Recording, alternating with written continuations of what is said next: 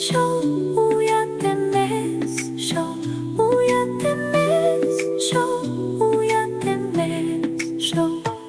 Enwork компаниясының директоры Сабрина Сәрсенбаева өз ата-анасына Фенгон автомобилін xarid qildi. Қарақалпақстан телевидение журналисті һәм және де Enwork компаниясының лидері Дилфуза Раметуллаева Фенгон автомобилін xarid qilib жатыр. Бүгін мен үшін қуанышлы күн, себебі Enwork компаниясында лидер карьерасын жауғаным үшін ұстазым маған iPhone 16 Pro Max 512 сауға етіп жатырыпты. Ақ көйлегімізге, ақ машинамызды тәлләдік, лидерларымыз білән біргечілікті бәрабар. Assalamu alaikum, Enwork kompaniyasының milliarderlari.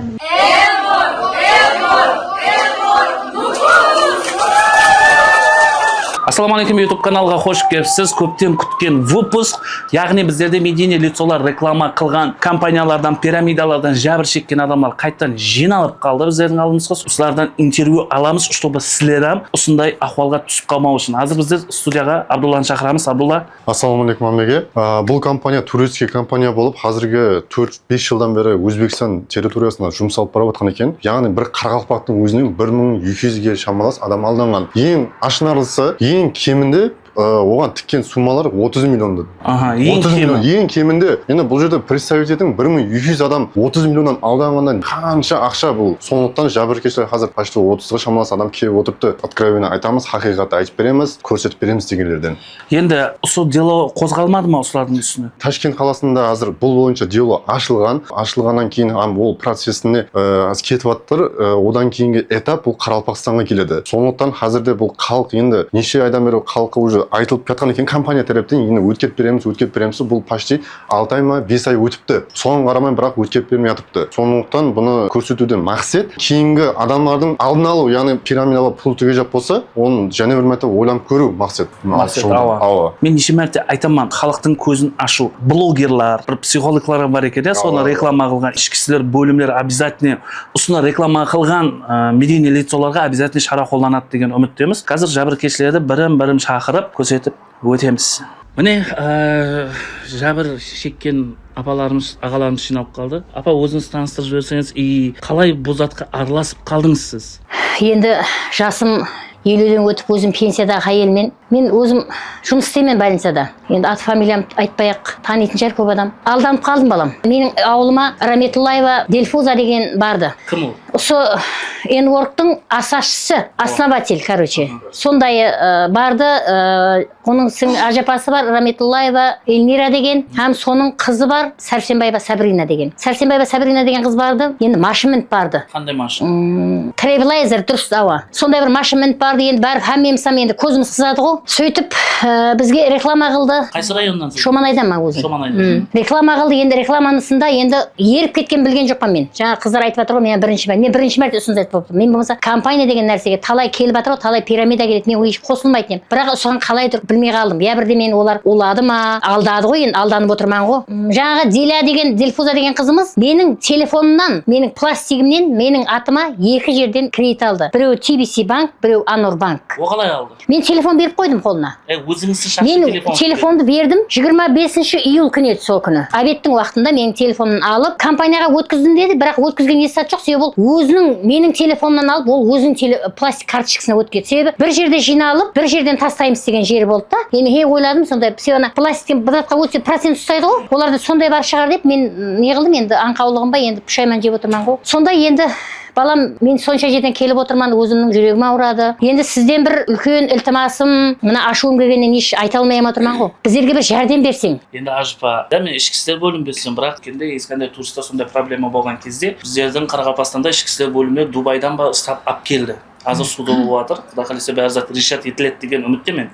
Осы видеодан көріп, Құда қаласа қазір қанша адамдар жәбір шегіп жатыр, көріп бір шара қолданады деген үміттеміз. Соның үшін сізді түсіріп шақырып жатырмыз да. Енді ашпа, қанша сумма сіз жәбір шектіңіз? Мен өзімнің атыма айтып тұрмын, өзімнің атыма 30 миллион. Кейіннен күйеуімнің атына 30 миллион. Общий 60 миллион пул. 60 миллион пулым кетті. Енді ол сізге не деді ол? Құрдан құр келіп 60 миллион бер, мен сен байытып жіберемін деді ме, не зат деді? Енді жаңа бағана айтыстық қой, енді біздерде не дейді, криптовалюта бар да ортада. Мен өзім сол затты түсінбейтінім, кейіннен күнде интернет оқитын болдым. Койын бар деді. Неге Нижелла Коин дегені бар екен бұның. Сол Нижелла Коинді біздерге Патих деген жігіт бар. Сақалы мынандай күнде нөксіге тез келіп тұрып еді, кейінгі уақытлар келмей қалды. Осы неғаннан кейін. Түркияның жігіті бар екен. Патих деген жігіт біздерге сол Кім? Патих деген. Сөйтіп сол жігіт біздерге жаңағы ақша берген үшін біздерге подаркіге деді, Коинді подаркіге беріп жатыр сілерге деді. Маған 2,5 мың дана коин, күйеуіме 2,5 мың дана коин берді. Маған 5 мың дана коин беретұғын еді. Бірақ ол затты көргеніміз жоқ біздер. Коин деген затты көргеніміз жоқ. Сөйтіп ол деді, сен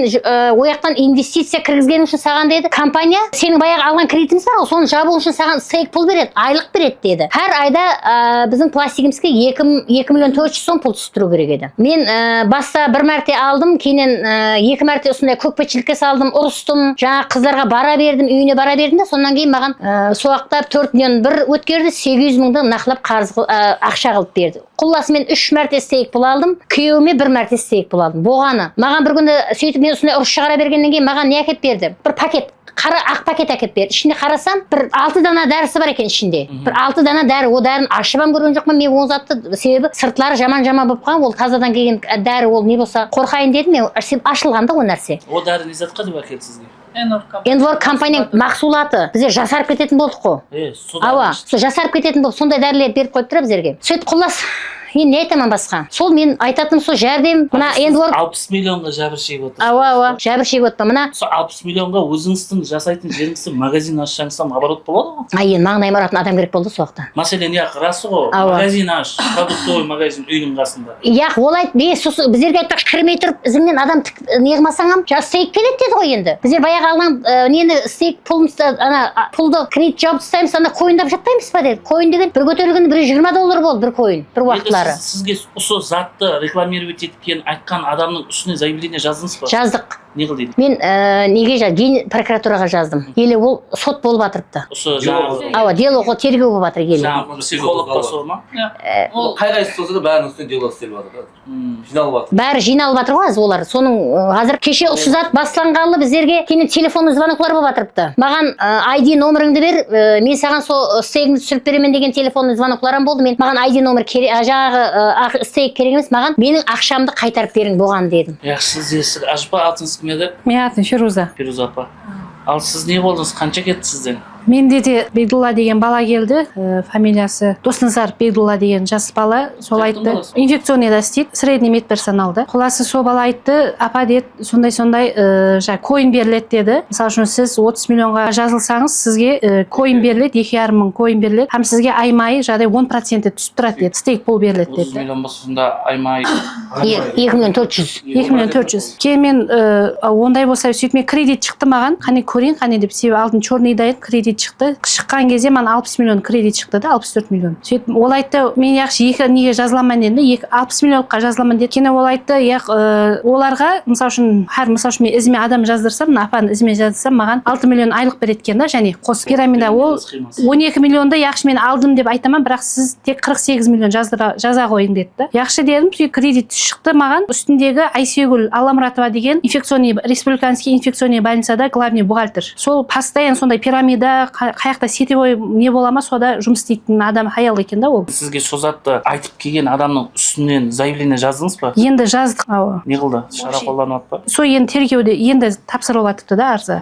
Себебі мен ұстап қойды, іркіп қойды да, саған пулың беріледі, және бір зат деп телефоннан сондай алып айтты маған. Сендірді да мен. Енді сіз неше миллион тіктіңіз? Мен сол $5,000, 60 миллион да. Енді не себепті мұндай адамларға алдансыз? Бір нәрсе болу керек қой. Енді себебі сендірді, мен сондай адамдар абатыпты, айына 10% түсіп тұрады. Кейін плюс не беріледі деді, коин беріледі деді.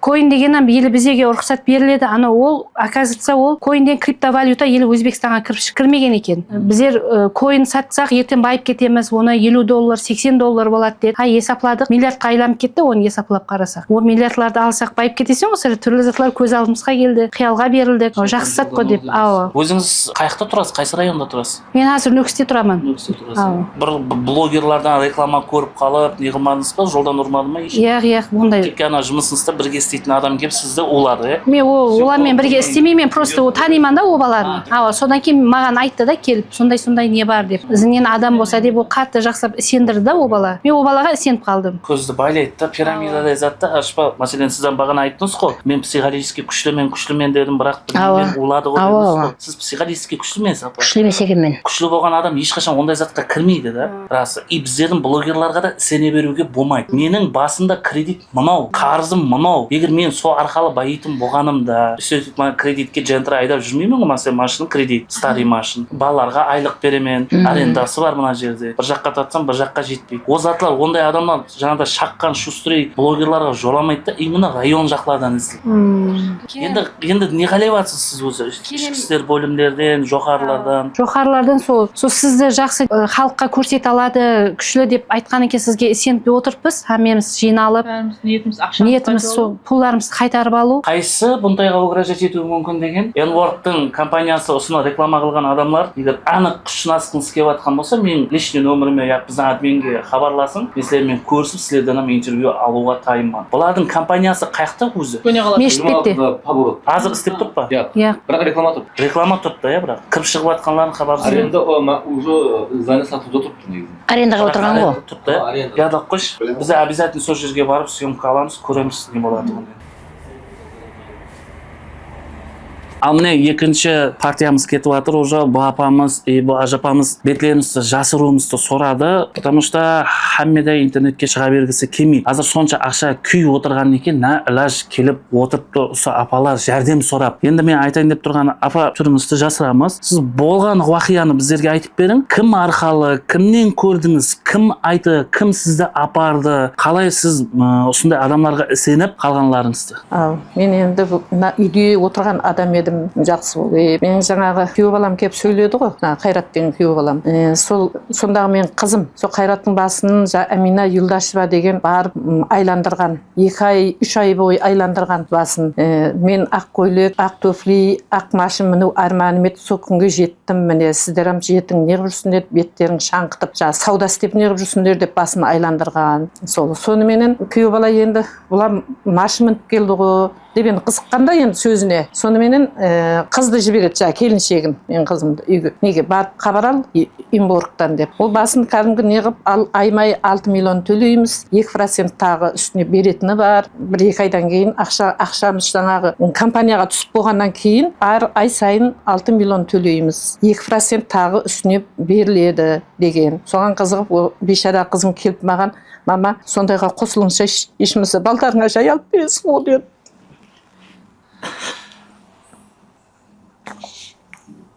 Сламан апа. Бүйтіп отқан ішті, қосылың бір айлыққа қарап отқан ішті. Сөйтіп, ізіне еріп барып едім. Көрейін яқшы деп барсам, сол Гүлсарасы, Дилфуза Раматуллаева дегені, сол Әмина бәрі бар екен, Гүлзиба деген бар біздердің алдымызда. Бәрі сөйтіп жабылып бәрі айтты, ал ай сайын 6 миллионнан пластикке ақша түсіп тұрады деді. 2% тағы патик би беріп тұрады деді, Түркияның несін айтты. Бастығын. Сол жіберіп тұрады аймай деді. Соған біздер енді анкеттік қой, болса алсақ алау. Тағы продукция бар, алатын болсаң деді. Продукциясының керегі жоқ, мен компанияның бәрісін жаман көрем. Маған аймай түсіп тұратын ақшасын түсіресіңдер ма деп қайта сұрадым. Түсіп тұрады, апа түсіп жатыр, түсіп тұрады, сіздердің алдыңғы жазылғандар алып жатыр деп көрсетті тылғаттарын. Алдарында үйілген ақша, Дилфуза Раматуллаеваның. Соның үстіне бардық қой, сөйтіп қызыққандағы күніміз еді ғой енді. Мынандай болып алданамыз деп ойламадық. Мен өзім ТВС банкіден кредитті өзім алдым. Сонан кейін олар Тимур деген бетовой техника сатылатын ана магазин бар ғой, стоянканың алдындағы. Сол жерден Тимур деген балаға жіберді мені, қызымыз екеумізді. Сол жерден кредит береді сол бала деп. Заттың орнына ақша береді екен ғой. Сөйтіп ақша алдық сол жерден.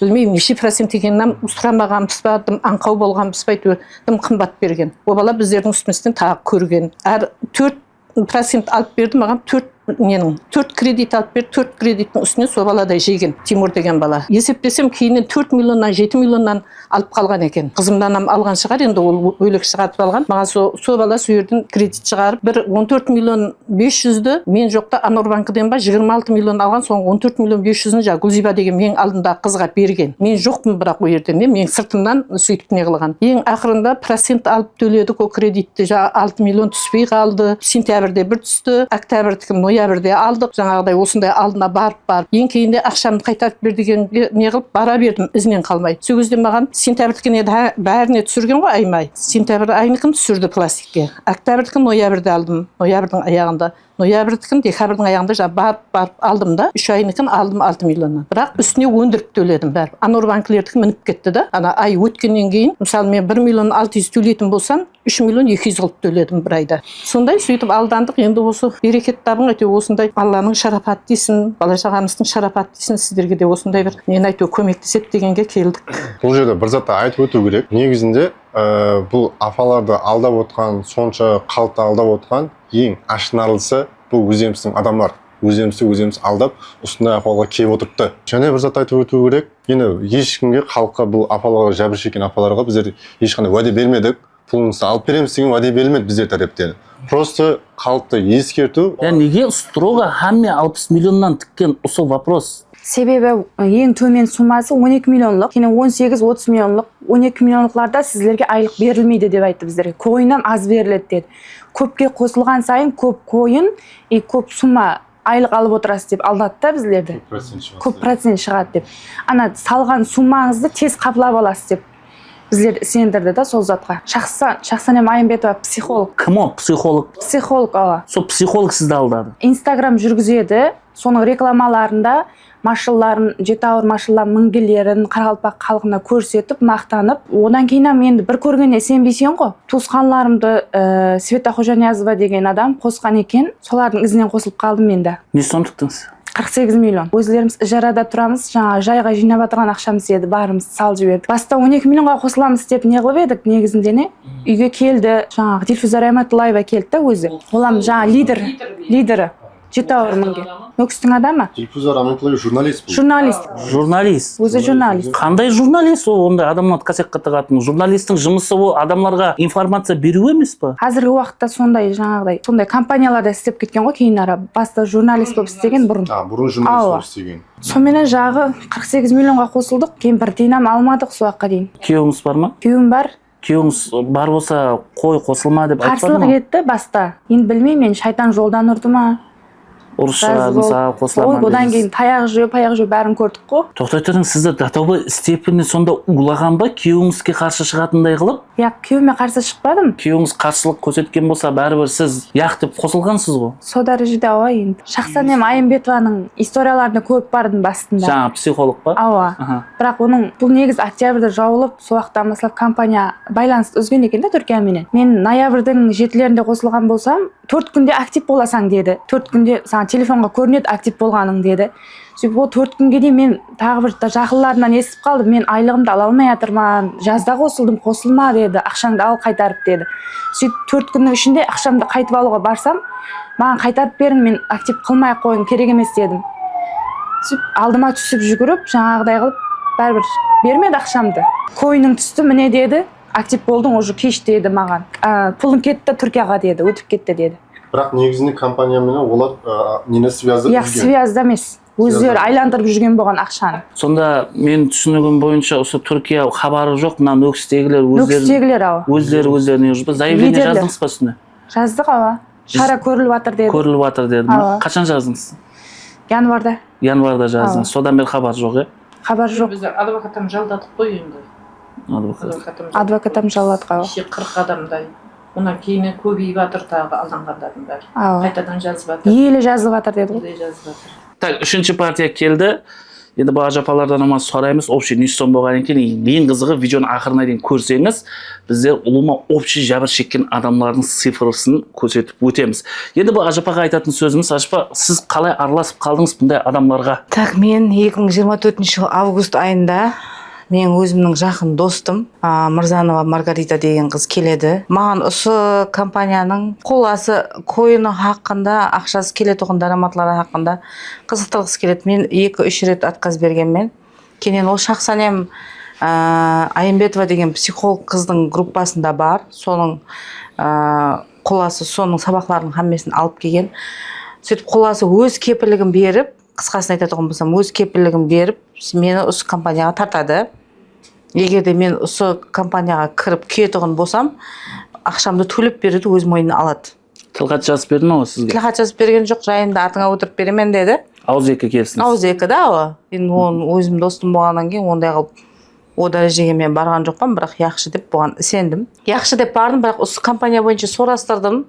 Сұрастырған уақытында 2022, 23, 24-те мини пакетлерменен $100, $150 аралығында оборотлар болған.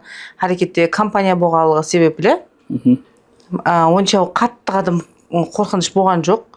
Сөйтіп басламасына үйде сіңлімнің өзінің жаяламан деп жинап қойған ақшасын апарып салдыртты. Оны Дильфуза Раметуллаева деген журналист қыз бар. Сол жерде лидер болып отырыпты. Соның қолына апарып тапсырдық. 60 миллион сом ақшаны санап алды сол жерде. 2 күннен кейін құласы сені деді, Турцияға мен неге ілдіріп жатырпан, екеуміз бірге кетеміз. Мен қазір карьерам деді. Менеджер карьераға өтіп тұрпан. Сен ізіңе өзім адам қостым. Қоласы және бір адам ізіңе сіңліңді жазсаң, сен атаңа кредит алып жаздырсақ, екеуміз Турцияға кетеміз бір айдан кейін деді. Саяхат бар деді. Сөйтіп, оғанам яқшы дедім, қызықсындым, өзімде де аз-маз қызығушылық болды. Турцияға айланып қайтсам жақсы, һәм айына мен 60 миллион сом үшін айына 6 миллионнан ақша алсам 12 ай давамында ол 72 миллион сом пұл болады екен. Һәм және маған $5,000 койын берсе, оны ертең кемінде $10 сатсам бірталай миллиард болады екен деген. Олардың есабымен мен алдымда енді калькуляторда есаплап берді ғой. Содан кейін мен сендім. Және 2% жылдық дивиденді бар деді. Ол дивиденд ешкім білмейді, айына $500 түсуі мүмкін, может $800 түседі. Ол былайынша аспаннан хауадан келген ақша болады деді. Содан кейін яқшы дедім. Кенен құласы сіңлімнің атына бір пакет ашып, өзім Агробанктан кредит алып, сөйтіп 30 миллион сом ақша және салдым. Сөйтіп қоласы бір мәрте саулық ұздан тастиқланып 6 миллион сом ақша өзіме түсті, өзімнің атыма түсті. 720 мың салық ұсыланған болып, 6 миллион сом мен бір айлық стейкім болып, екінші айда маған нақпұл келді. Сол нақпұлдың уақытында мен уже гымаланып басладым, пұлымды қайтып алуға тырыстым. Ізі қарасақ, октябрьден басылап бұл компания жұмысты қойған екен, бірақ декабрьге шекем бұлар покупканы істей берді. 30 миллион, 60 миллион шамасында. Яғни біздерде Нөкістегі, Қарақалпақстандағы Нөкістегі бұқаралар дальше істей берген өздері ақшаны жинап адамдардан. Бұлар мынандай қылды да, мемлекет мәселен мемлекетке менің бір мәртелік түскен айлығымда көрініп тұрды ғой, 720 мың сом салық не Өзбекстанға түсетұғын ақша ол дарамат болып есептелінеді да енді. Енді бұлар низамсыз пұл айландырған болып отырыпты да. Өзбекстанның ішінде низамсыз пұл айландырған себебі маған 6 миллионды ендігі айда 2 октябрьде солай берді ғой. 720 мың сом ол мемлекетке төленетін ақшадан мәселен мемлекет қырқылды да. Жасырын төленді, қоласы низамсыз әрекет болып берді. Вот соның бәрі декабрьде шықты да енді. Оған шекем ешбір қара-бұқара білген жоқ оны. 2714 адам екен да олыма Өзбекстан бойынша. Енді бұлай есаплап қарасақ, кемінде енді 60 миллионнан бердіңіз, сіз? Мен 60 миллион. Сіз 60, енді 30 миллионнан 45 миллионнан берген адамлар бар. Мәйлі, сол патектің несіне 30 миллионнан 2000 минимальный. Минимальный 30 миллионнан есаплап көрін, комментарияға жазың, өздеріңіз нүйсін болатын. 2714 адамның 30 миллионнан нүйсін болатын комментарияға жазып кеттім, просто так. Просто нереальный сумма да ол. Мәселен. Енді Нөкісте бір психологты айтты, Шахсанем Айымбетова. Шахсанем Айымбетова. Осыған дело қозғалды ма қазір? Дело қазір именно жоғарда лидерлердің хаммесінің үстінен қозғалып тұрыпты. Махфуза деген Мангицкий. Махфуза Махфуза Халиматова, Махбуба Таджибаева, Дильфуза Раметуллаева, одан кейінен Шахсанем Айымбетова, одан кейінен фамилияларын білмейтін Ал айта беріңіз. Гүлнұр деген бар, Жақсыгүл деген бар. Енді оларды мен атын айтып отырғанымның себебі жәбірленгендердің бәрі бір жерге жиналдық қой сол уақытта.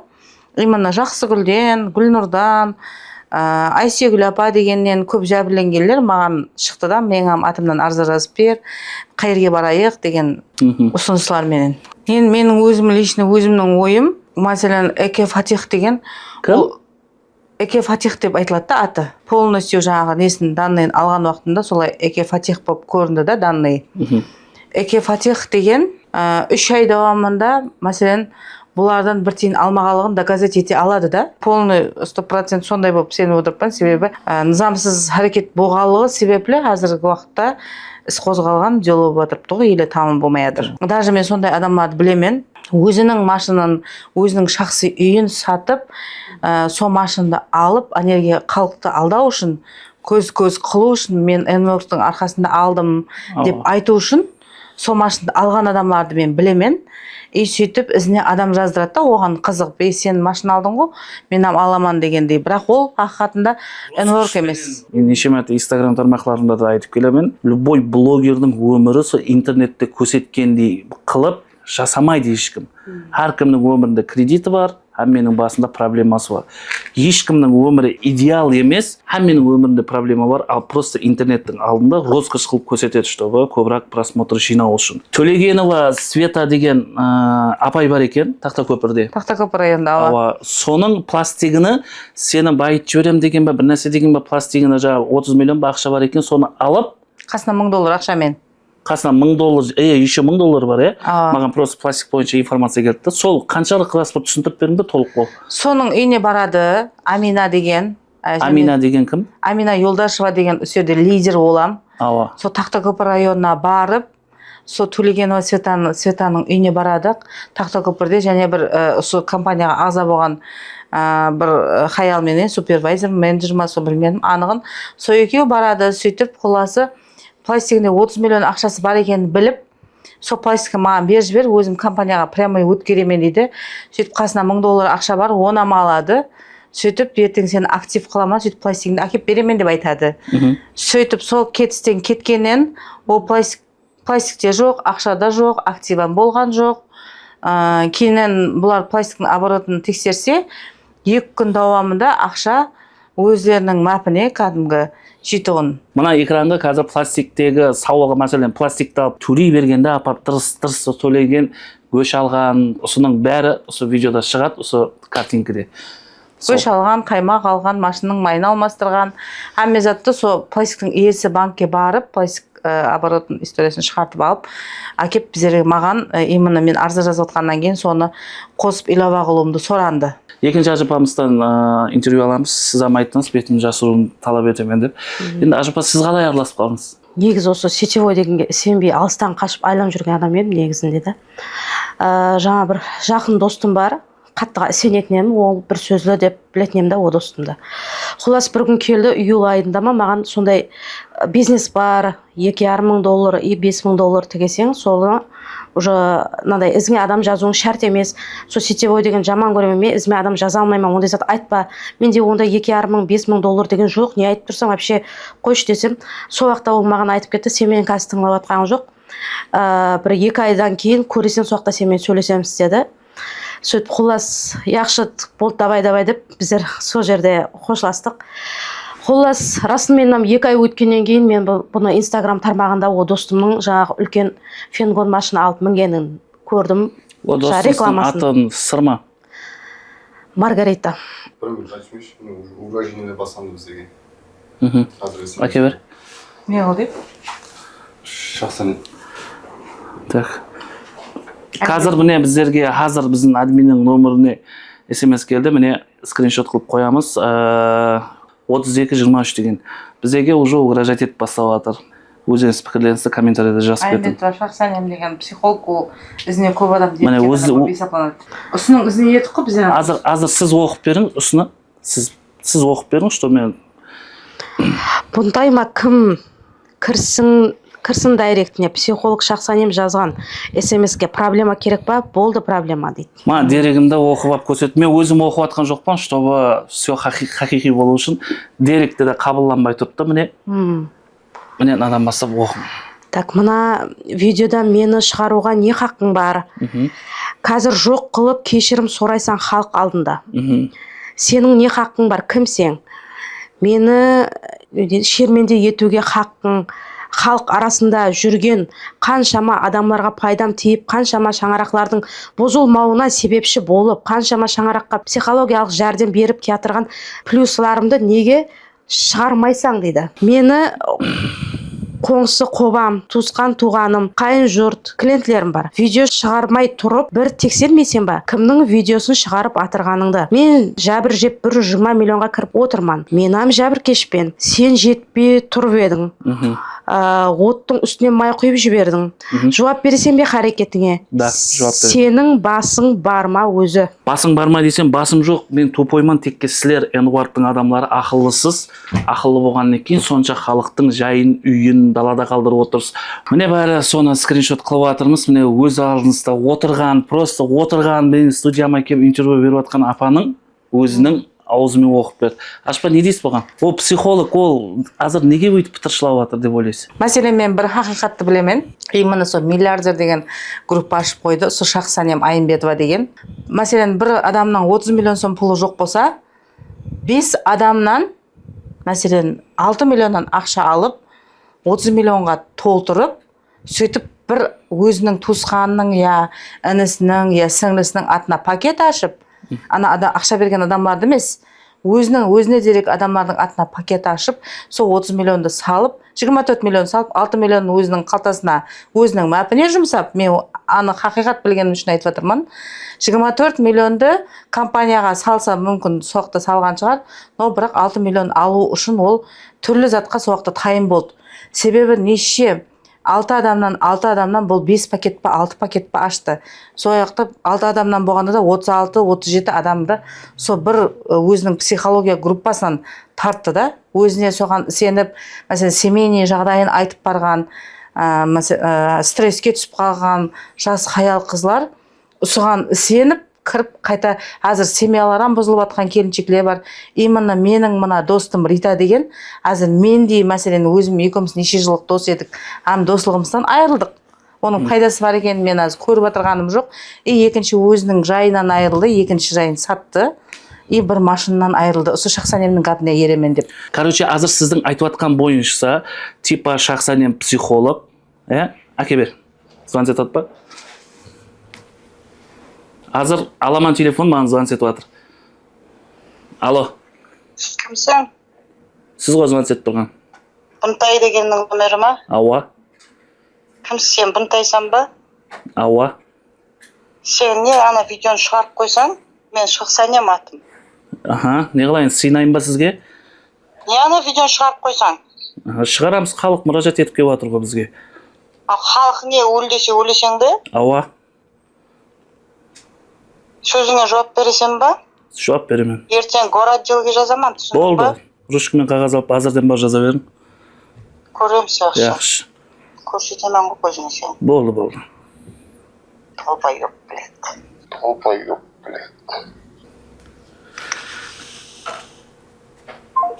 Міне Шахсанем деген звонить етіп, мені оскорблять етті, көз алдыңызда далбайып дейді. Городделге бар. Бұлар хам ұра, хам үстем да, түсінатсызлар ма? Өз алдыңызда жақсы болды, осы выпускеге азыр тап. Молодец, админ біздің шаққан бала өзі, бәрі зат обученный. Көріп отырсың не? Мен до того степені нашар адамның гапын өйтіп, не за что мен сөгіп атқан өзіңсім көріп тұрсыз. Шахсанем туралы айтатын болсам, менде факт көп. Именно Шахсанемнің өзінің адамды ізіне жаздыр, өйт, бейт, даже байларынан таяқ жеген қатылар бар. Оларды анық мен неге әкелемен десем, әкеле аламанам анық, сөйлете аламанам да. Просто олардың ата енесі бар. Әзір шыға алмаймыз дегеннен кейін мен оларды зорламадым, қаттыға неғымадым да. Яқшы өзім сөйлейін дедім болған. Бірақ қатты жылап отқалылар көзім көріп отыр. Ізіндегі сөздерді. Дұрыс, мен реклама қылдым, Энуардқа адамларды шақырдым ізіме. Оны кешеде барғанда айттым, реклама қылдым. мен видеоларым басқа группаларда да, но сен құсаған адамдар бүйтіп видео тастаған қалемемен да сен құсаған ми кішкентай тауық мия дей ма сенделер не дейді, түйірлі зат айт, түйірлі айтатын болсаң. Маған құсай алмайсаңам, сен қайықтасаң, мен қайықтаман. Психологымыз біздердің психолог па, палаш па, елі оны разбираться етім керек. Соның үшін хамме затты ішкі істер бөлімге қойып береміз. И за оскорбление тоже отвечать етесең. Потому что инстаграмға мен просто шығармадым ол зат турма. Потому что сіле мұражат еттіңіз. Бізде мұражат етті. Маған келген адамлардың хаммесінің тілхаттылары бар. Гораделде заявлениелері бар. Саған қарсы заявление жазғанлары бар. Бәрі факт жинап тұрды. Шақсанем теперь война көрсетеме саған. Ал бұл біз N-wordқа арналған видеомыз еді. Видеоның ақырында, көшірметінің ақырында жабыр шеккен адамлардың спискісін қойып өтемен. Ал бұл бірінші бөлімі, екінші бөлімі лишний өзімменен болады. Күтіп қалың.